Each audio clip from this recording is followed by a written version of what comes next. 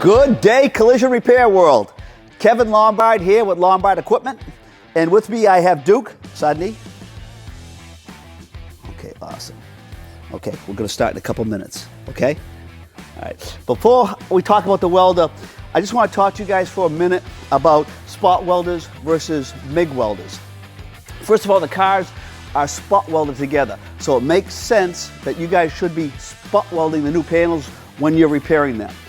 And it was brought to my attention decades ago that if you guys are plug welding, you have to take the new panel, drill a hole, do the plug weld, then grind it, then putty it, then sand it.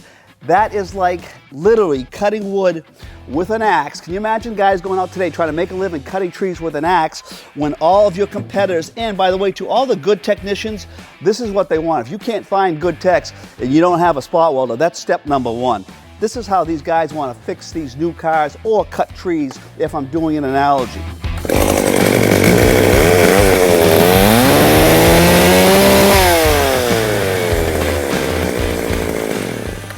And literally a small tree almost that fast versus taking this and sitting there going chop, chop, chop, or MIG weld, grind, putty, sand, all that stuff takes time.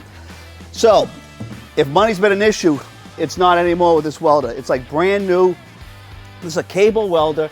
It's liquid cooled to the electrodes.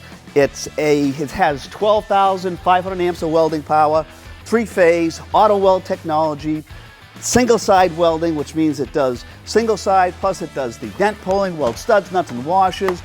Most of these arms come with either 1 or 3 arms. This welder here actually has 5 arms with it. Even look at the arm on this. This is the C to X. It's like brand new. This welder's in excellent condition, ready to go. Normally sells for in the mid-20s. We have this for $11,900. If money's been an issue, that's off the table.